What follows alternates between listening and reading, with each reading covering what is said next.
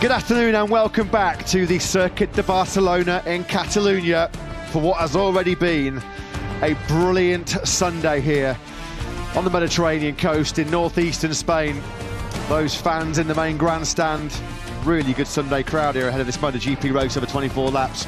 I've been treated to two cracking Catalonia races in Moto3 and in Moto2, but we focus now, full attention on the Premier Class, the main event coming your way in just over 40 minutes time, as Pecco Bagnaia tries to take the fight to Aprilia yet again after yesterday's 12-lap Tissot sprint, which was won by Aleix Espargaro in front of his adoring home crowd, born just a short drive away from nearby Granollers. Is there a first Aprilia double coming of the season for the 34-year-old Spaniard? Tyres are going to be pivotal in this upcoming 24-lap race. One of the most severe and aggressive tyre wear circuits on the 20-round World Championship calendar. We've seen tyres play key roles in Moto3 and in Moto2. And that's going to be the big story to follow as well in MotoGP coming up very, very shortly. Matt Burton, Lewis Sotheby in the commentary box with Simon Crayford, as always, down in pit lane. The big question that we're all posing is, can Aleix Espargaro make amends, bury the demons of his nightmare here 1 year ago when he took second place behind the runaway victor Fabio Quartararo? But then, of course, a classic case of premature celebration, miscounted the laps, thought he'd finished the race in second, dropped back down to fifth place.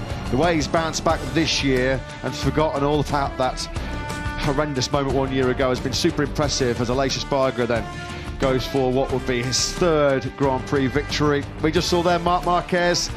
He's a long shot for a 10th MotoGP podium and 11 starts here in Barcelona.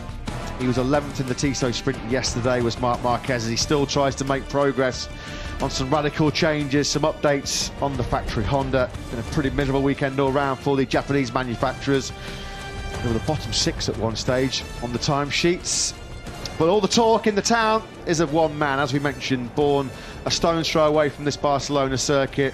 He dreamt of being in this very position when he was a boy in school nearby. He was dominant in the Tissot sprint yesterday. This was the key move, making the break-in attack on Pecco Bagnaia, which is not an easy task in modern-day MotoGP. And after this move into the first corner, Aleix Espargaro streaked away. And this is how you celebrate a sprint victory in front of your home crowd.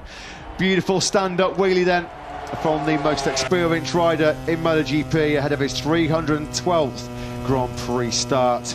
And you have to say, Lewis, after his dominance in the sprint yesterday and the speed and consistency we've seen from Aleix all weekend, there's not too many people betting against him in this 24-lap Grand Prix of Catalonia this afternoon. From the first moment that we turned the wheel on Friday morning, the Aprilia has looked like the bike to be on, hasn't it, so far this weekend? They were quickest 1 and 2 on Friday. They missed out on pole position largely due to the brilliance of Pecco Bagnaia, who took his 5th pole in the last 7 races. But as far as the race is concerned, you'd expect the Aprilias to certainly be the favourites. This was how it looked from on board Marc Marquez yesterday, who was pretty chuffed to be as far up the field as he was on the grid, qualifying in 11th place, or in 12th. He'll be promoted to 11th on today's grid, and he was certainly aggressive and taking risks on the first lap, as he had a front row seat for the contact between Alex Marquez and Jack Miller. Marquez, the younger, sandwiched between the two factory KTMs. Marc Marquez was embroiled in an early battle with Miguel Oliveira, as he did his level best to do his 93 fan club proud, but Marc Marquez has got an uphill task ahead of him, even from 11th on the grid here today. What that onboard clearly showed us was an electric lightning start from Marquez, but it also showed us what a dismal start it was for Prima Pramac Johann Zarco, who just started going backwards. He was 6th to 12th. This is the start of Mini VR46 rider Marco Bezzecchi, who had a pretty tough Saturday here in Catalonia yesterday. Found himself down in 10th place on the grid, and he lost 7th place at the final corner, didn't he, to Johann Zarco, who had worked his way back through the field. So this was Bezzecchi, who was away pretty well. You can just see there, wasn't he? He was sprinting with Aleix Espargaro, who was directly ahead of him, but hasn't really had the speed or the consistency all weekend has Marco Bezzecchi, of course, fresh out of confirming his 2024 plans. He's staying put. The persuasive powers of the boss Valentino Rossi. Hard to say no to the GOAT, isn't it? A 9 times world champion. All kinds of speculation about Bez moving to Prima Pramac Ducati, but he's staying put. As we look here at Espargaro, wow, that could have been nasty, couldn't it? This was just seconds before he crashed in the sprint yesterday. I think as his left foot was dangling out in the air there after the near high side, it actually probably clipped Jack Miller's right shoulder. That could have been so much worse. The last thing that Pol Espargaro needed after all of his serious multiple injury problems was launching himself over the high side at turn 4 yesterday. Unfortunately, just seconds later, he was in the gravel at turn 5 at a slightly more sedate pace. Yeah, there was drama throughout the field, wasn't there, in the sprint yesterday? None of it really involving Aleix Espargaro, who needed a few attempts, didn't he, to try and get through on Pecco Bagnaia. It was an intriguing battle between the two in the sprint yesterday. But as far as Bagnaia is concerned, he's certainly expecting a different kind of Grand Prix today, which might give him a chance to catch Aleix Espargaro. We're following Aleix now into the Aprilia box, and they were all following him yesterday. Bagnaia, though, expects a much more tactical approach for this afternoon's 24-lap Grand Prix.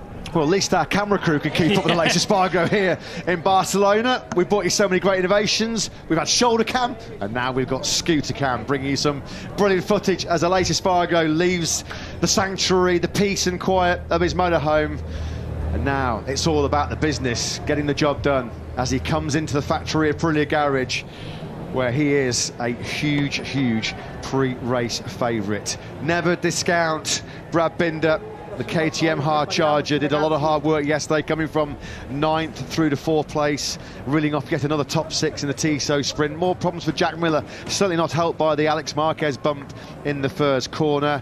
A tough 24-lap race coming up in terms of your tyre life. What do the Red Bull KTM Factory Racing team expect in a few moments' time? Let's get the thoughts of their boss, Francesco Guidotti, who's with Simon. Yes, he is. And Francesco, Matt pretty much said my thoughts, but before we get to you know, Brad Binder's amazing fight every time he gets out there and what you expect from him today, I want to touch on, you've worked with him for a long time, Jack Miller, and I think you know I love Jack. I love his human side, what he brings to this paddock, and it's hard for me to watch what he's going through these last couple of races at the low grip tracks, and he seems like he can't ride like he can, you know. So can you give us your insights? I've seen how the bike has changed over the last 3 races quite a lot, and it looks like it's back near where he runs normally. Please give us your thoughts and insights. Yeah, it's like you said, I mean, he's a special guy, and everybody loves him, not only you. We first loves him, and a lot. And yeah, it's frustrating from our side because we are not able to give him the bike he likes, the bike he wish. He is trying hard, really hard, anything possible in his hand, but seems that at the moment there's something that we cannot match between his riding style and our bike. So it's somehow a phase of this new challenge that I was expecting. From one side, we've been lucky to have a very good first part of the season, so we know that he can be fast on this bike, and this is something sure. This is something that we prove. So now we have to find a way to give him the bike he likes every time, in any condition, every condition. This is not easy. We are at the beginning of this experience. You can see other riders, also in other teams, that are used to have the same bike, but in this condition they struggle. So we struggle a little bit more because maybe also Jack doesn't know enough this bike yet, so he doesn't know how much he can trust in this condition. And yeah, but we have to support him because from our side is full trustness in him. We believe that he can still be fast, and he is fast. So it's a matter of time and a matter of condition. We have to experience all kind of and all sort of condition during the year, and of course next year we will have more data to fix the problem in any condition. Thank you so much for that answer. Can we touch on a little bit more positive one, and that is how Brad is wringing your bike's neck every time he jumps on it. Give us your thoughts there, and did you find something you think in warm-up to help him in today's race? Yeah, we tried to do something during for the warm-up, but unfortunately it was not what he was looking for. Yeah, I mean, with Brad, we use this knowledge of the bike.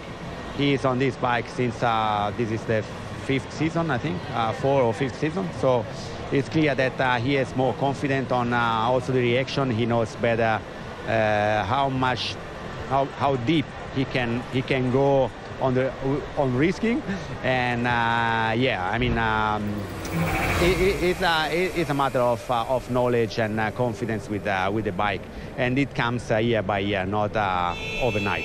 Francesco, thank you for your time. Best of luck this afternoon. Thank you, mate.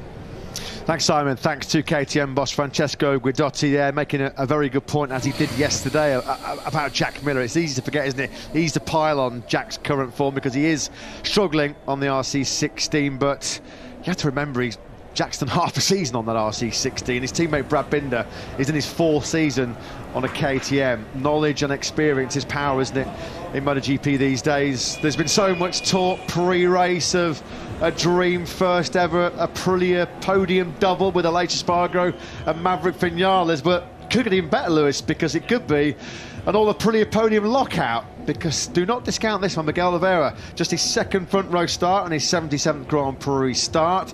A little bit perplexed, a little bit bemused why he wasn't just the only rider that ran into some pretty severe front tyre issues in the 12-lap sprint yesterday, but Miguel Oliveira has tasted some race-winning Prosecco around here previously, and he will be right in the thick of it, no question. Certainly, starting from the front row of the grid for the first time since that runaway victory at home in Portimao at the end of the 2020 season. So Oliveira will certainly expect to be in the thick of it. What he's going to have to do is have a slightly better first lap than he did yesterday. You saw right at the start of the broadcast, Miguel Oliveira right ahead of Marc Marquez after that lightning start that he made. So clearly Oliveira not getting the best of the opening lap in the sprint yesterday. Fabio Quartararo likewise didn't get the best of the first lap yesterday, and he was starting from much further back. Quartararo 17th on the grid coming into this afternoon's Grand Prix.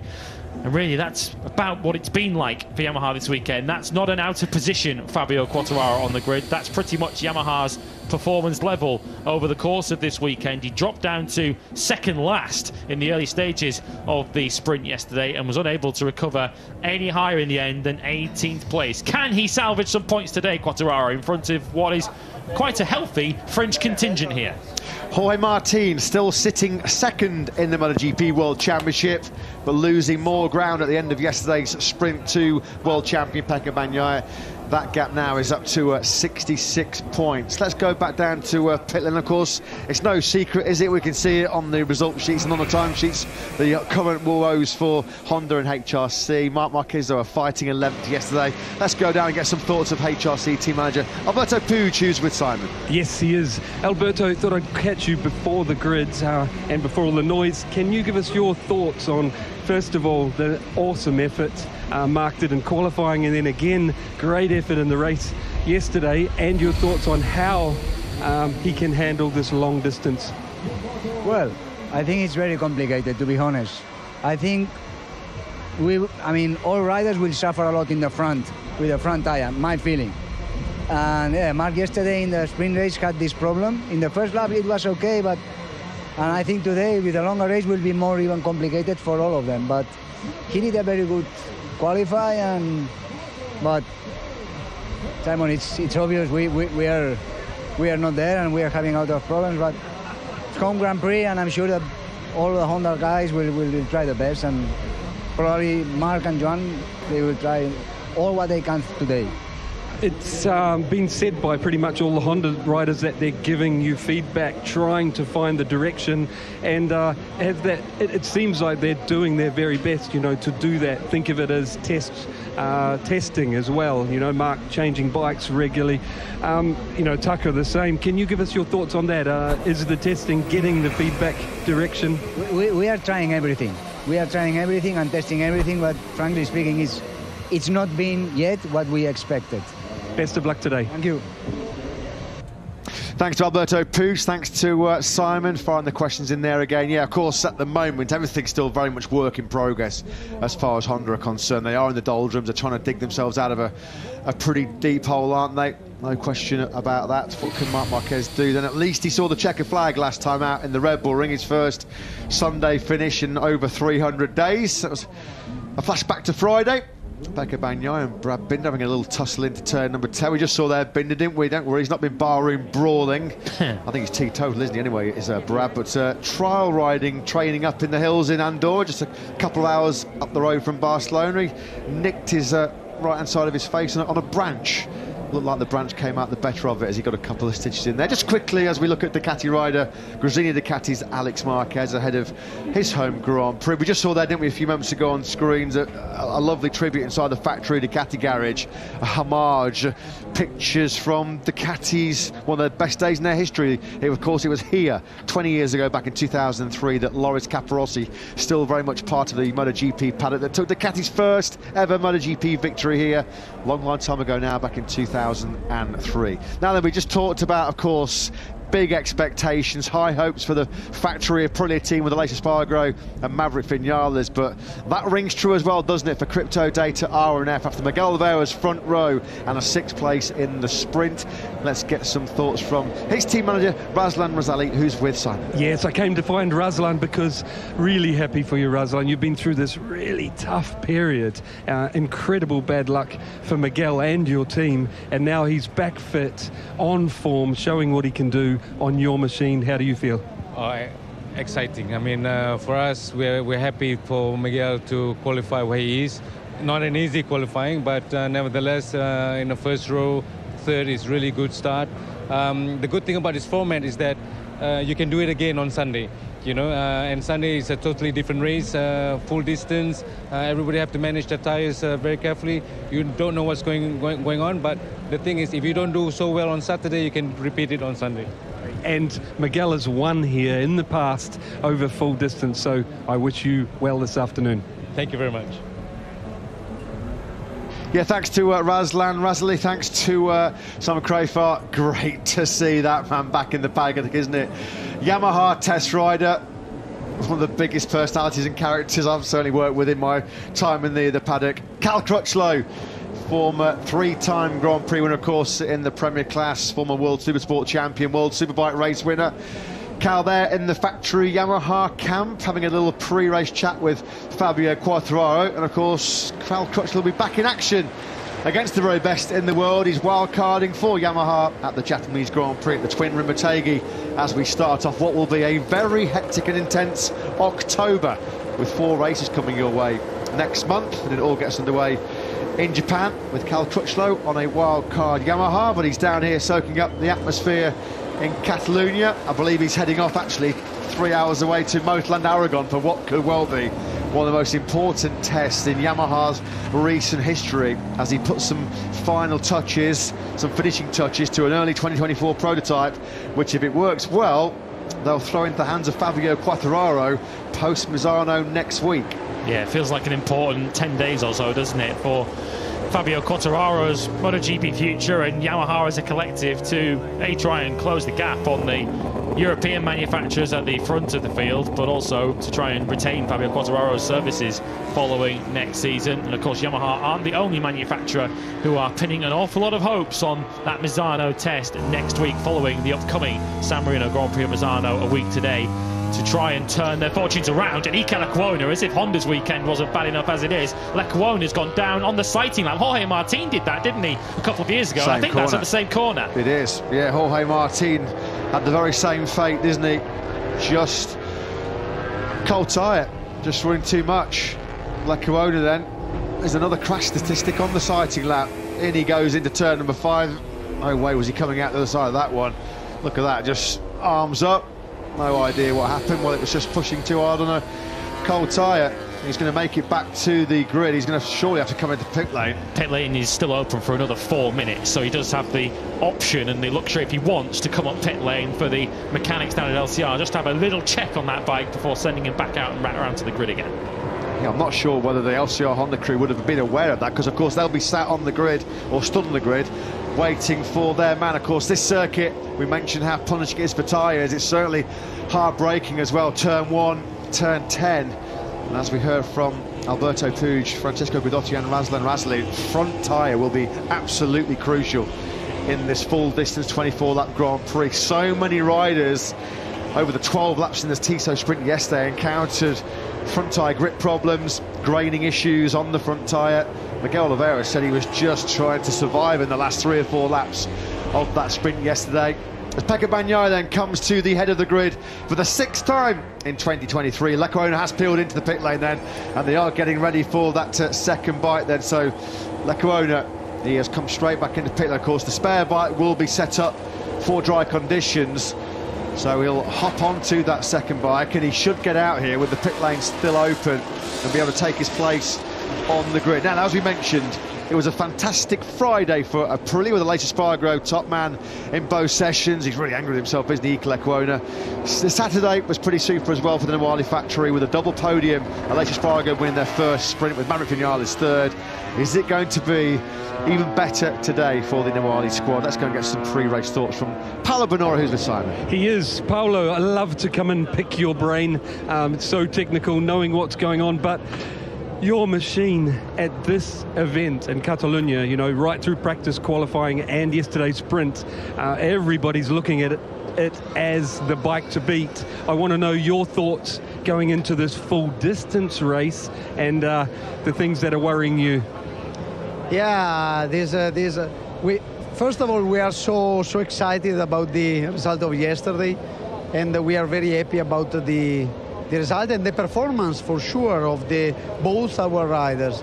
So to be honest, having seen the gap from the second in the last part of the race was for us something that make us very happy. Today we expect a different temperature, so for sure the key will be to keep under control the rear tire, but not only the rear tire. We said yesterday, to be honest, it's necessary to take care also the front one, because seems to be that we stress, but all the grid stress a lot at the front to avoid the steering, because it's difficult to make the bike turn in the last part of the race. So it's necessary to keep under control the front tire to be able to have the turning ability in the last part. So will be a very strong point for us to keep under control this, and yeah, we are looking forward to see a good race also today. Paolo, thank you for your time. Really good luck this afternoon. Thanks, Simon. Thanks. Thanks, Simon. Thanks to Paolo Bonora. Just running through the grid, aren't we? And Lewis, it looks like a straight shootout in terms of Michelin tyre choice. Everybody that I've seen on that graphic, medium front, medium rear. Yeah, everyone with the medium rear, with the exception of Iker Lecuona, although, of course, as you saw there, the bike that he left the pits on had wets on. Of course, he switched across to his second bike when he came back into the pit lane to swap over. So they'll be quickly fetching some tyres out of the LCR pit box and wheeling them onto the grid to fit into the back of that number 27 LCR Honda. So, as you say, yes, it does look like a straight shootout in terms of tyre. I was having to say I'd be very surprised to see many riders at all, if anyone, go for that soft rear tyre, because we heard many riders saying that they were running out of rear grip yesterday in the sprint, and not all of them went for the soft rear tyre in the sprint. It will certainly be a race of management in terms of tyres this afternoon. Big race for Johan Zarco, of course, as you can see on that graphic there, is 253rd Grand Prix start, which ties him in the all-time list of French riders with Randy Depunier, and of course, having confirmed he's joining LCR Honda for the next 2 seasons, well, he'll be able to increase that record and maybe get close to 300 by the time he hangs up his leathers. Johan Zarco, plenty more for him to offer in MotoGP then. Let's go and get some more crypto data RNF thoughts from their team manager, Wilco Zillenberg, who's with Simon. Yeah, Wilco, on the warm-up to the grid, I spoke to Razlan and how good it is to have Miguel Oliveira back, but you're the man that really knows what's going on behind the scenes. I'd love you to tell us how Miguel's feeling, bike setup, your concerns going into this race. Well, as we have seen the first time he's on the front row, which means something, because even in Portimao, when he was really doing well, he was not on the front row. And at the moment it's very important. So to have a good start, first good lap. The sprint race yesterday, we struggled quite a bit with keeping the front tire alive. Using that soft rear, of course, the lap times are very strong. And we hope we are able to do more laps than yesterday with that front. Good luck doing that. Thank you. Thanks, Simon. Thanks to Wilco Zeelenberg then. As we repeatedly say, because it's going to be such an important factor in this Grand Prix in Barcelona, the front tyre wear could be the decisive factor coming your way. It's lights out in about 20 minutes time for the 24-lap Grand Prix of Catalonia as we head into the second half of the season. As we mentioned, 10 races in 13 weeks coming your way. Pol Espargaro just in the zone, composing himself ahead of an important round for Pol. Of course, it's his home Grand Prix too. Lovely to hear him sharing some stories about him and Aleix grew up together nearby in Granollers. There's Dornacio, Carmelo Espeleta with a genuine sporting superstar in this part of the world. Gerard Piqué, of course, a World Cup winner with the Spanish national football team, and fair to say, godlike status with Barcelona fans. He won multiple titles, domestic cups, Champions Leagues, of course, part of a golden era for Barcelona with the likes of Leo Messi around as well. Great to see him, and we know he's a big MotoGP fan. And good to see him on the grid, enjoying the pre-race atmosphere here with Dornacio, Carmelo Espeleta. Who's going to score a goal here this afternoon and win this Catalunya Grand Prix? Well, Maverick Vinales will be hoping it's him as he shares an embrace with Joan Mir before the race, starting at opposite ends of the grid. Make no mistake about that. Joan Mir back in 20th place on the grid. And as you see there, Maverick Vinales making his way onto the grid. He is one of a trio of Aprilias chasing down Pecco Bagnaia.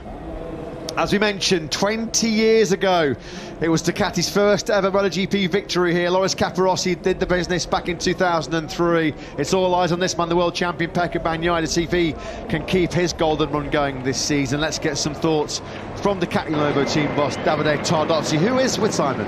Yes, he is. Davide, I noticed right from the sprint podium, as soon as Pecco finished speaking with me, he was straight over to Gigi, and their work started for today to improve. I've seen the wings be refitted on the front, those fork-mounted wings. Did you find in warm-up a step forward, and what are your thoughts going into this race? Yeah, we think that we change a bit, that we have to change a bit the bike just to save a bit more the front tire.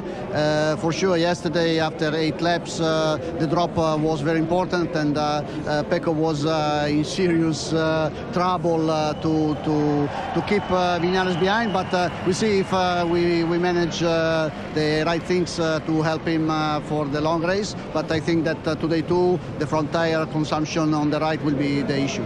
One more thing, because you watch everything so closely, I love to get your thoughts on who will be there at the front. Who will be there? Who will be there? Which riders will be there at the front? I guess the same of yesterday. Maybe with the top 4 of yesterday.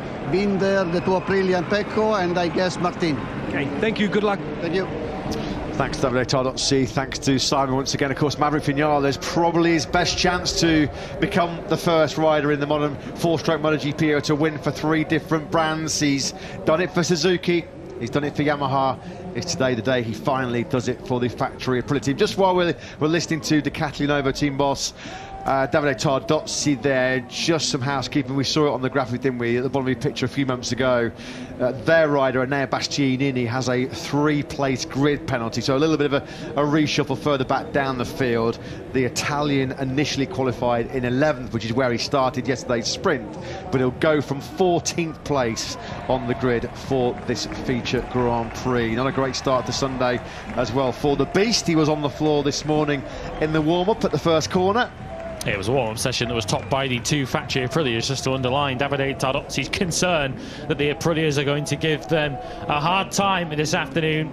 second, third and fourth on the grid, and as we alluded to at the start of the broadcast, Ducati's long podium streak dating all the way back to the 2021 British Grand Prix, where we've had a Ducati on every podium since then. Could today be the day where that's under the greatest threat, because there are a trio of Aprilias who will certainly have the podium in their sights. Aleix Espargaro certainly comes to this race as the favourite, but Miguel Oliveira, as I mentioned a moment ago, will certainly feel he's got a better shot at it today after a poor opening lap in the sprint yesterday. Yeah, and this has been very much Ducati's year, hasn't it, with Pecco Bagnaia so dominant. Yesterday's sprint, and the second time this year, along with Jerez, that only one Ducati was on the sprint podium. As we mentioned, Michelin tyre choice will be crucial. Everybody's going for the medium front tyre.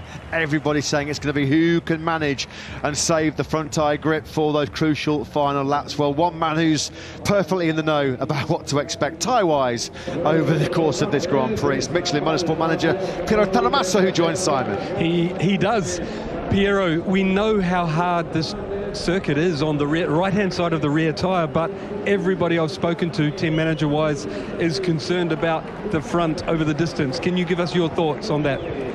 Yes, that's true that yesterday everybody was out with the front medium. It's the same case today, but today is a double of laps, so you have to do the full race distance.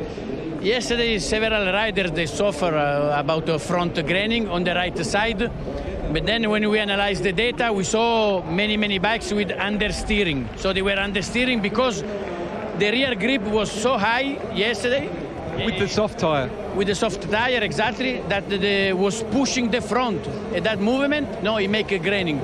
So we asked all the teams to work on the balance, to make a more neutral balance. And also today, with the rear medium, you know, this pushing effect will be less. So probably the front tire will suffer less load, and will be fine. Last year, this tire it did the race with the 55 degrees on the track. So now we are only 34, so will be not an issue. Thank you, Piero. You're welcome. Thanks, Simon. Thanks to Piero Taramasso. We just saw there on the grid, enjoying some of the pre-race prep with Marc Marquez, Sergio Baca. No great surprise, given how tall he was standing next to Marc there. He is indeed an NBA basketball star, of course. Some NBA experience in MotoGP these days, of course, with Dan Rossamondo moving over from the NBA to spearhead a new direction for Dorna. And there is Marc Marquez then, 11th on the grid for him. Going to be a tough one, Lewis. As he said, this is the new conservative Marc Marquez. A good morale boost, though, as he was fighting with some of the Ducatis in that sprint yesterday. Young fans already requesting Marc Marquez's helmet following the Grand Prix. Don't think that young fan is the only one who'll be wanting a souvenir from the 8 times world champion following this Grand Prix. But from Marc Marquez's point of view, it's a balance between getting data and getting that Honda to the finish, but also the competitive instincts, which are sure to kick in, and Marc Marquez is going to look to try and salvage some points. What can Jorge Martin get out of this Grand Prix then? Following the sprint yesterday, Jorge Martin now trails Pecco Bagnaia by 66 points in the race for the world title. He was probably the fastest starter of the lot yesterday, wasn't he, Martin? As they approached the braking zone for turn 2, Martin was up in 2nd place. In the end, he had to settle for 5th place in the sprint. Given who was ahead of him, you asked the question whether Martin can expect much better than that here this afternoon. Yeah, his 10th top 6 in the sprint so far this season for Jorge Martin, but he does need to try and break some of this momentum, doesn't he? Break this iron grip that Pecco Bagnaia has at the top of the championship. Great to see a really strong Sunday crowd here in Barcelona. So many of them, of course, are here hoping to see this man bury the demons of 1 year ago and take what would be just his 3rd MotoGP victory. We saw there, didn't we, the atmosphere building as the Mexican wave started.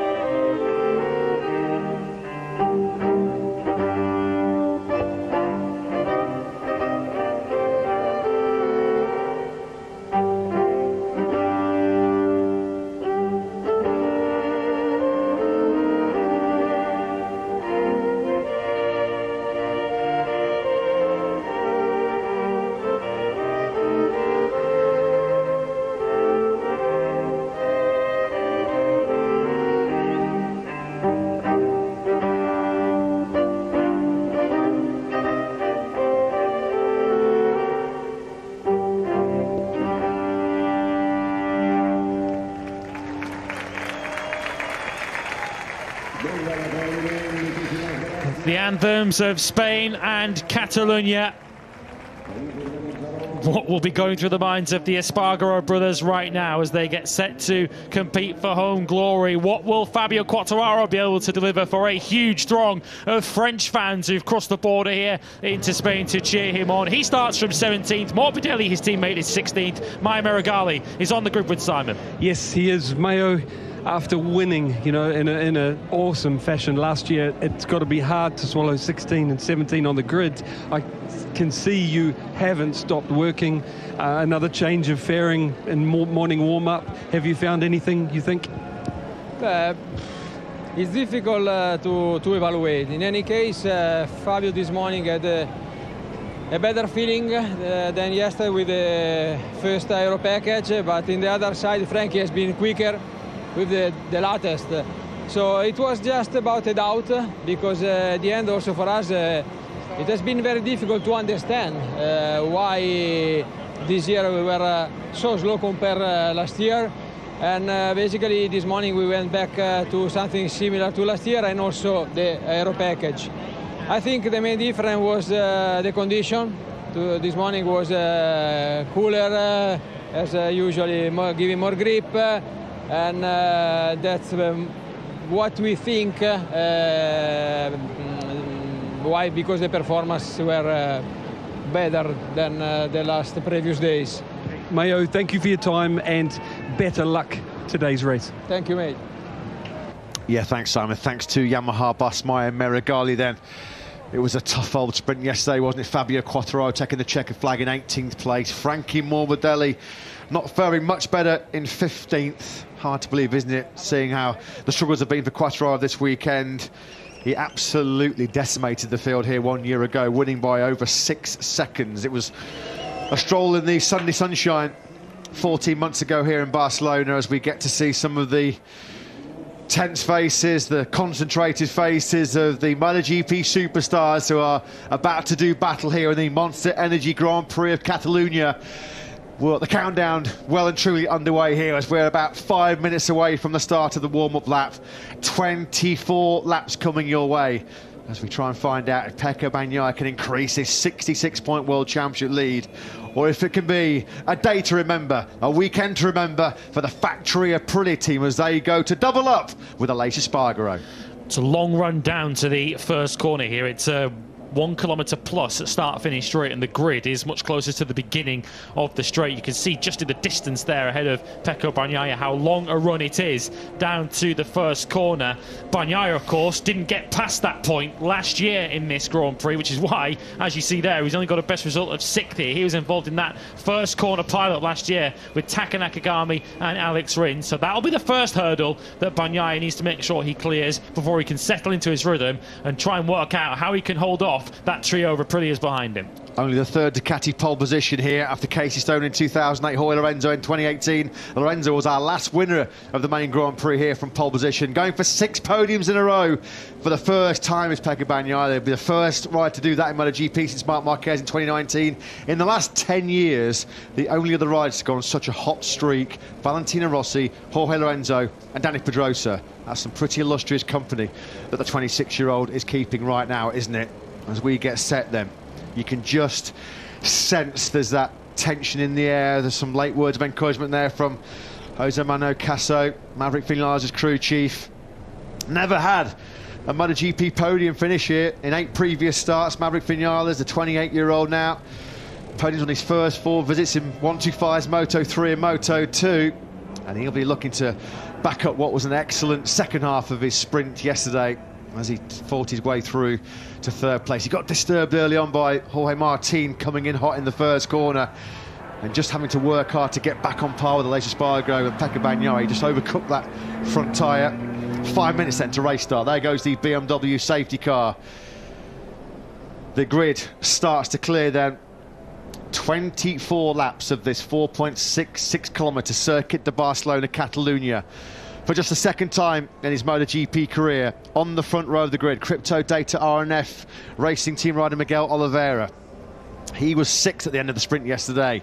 Aleix Espargaro then going for the fairy tale dream home double in front of his home crowd. He dominated the sprint yesterday, but he's got it all on to defeat the man of the moment in MotoGP. The world champion, Pecco Bagnaia, goes from pole.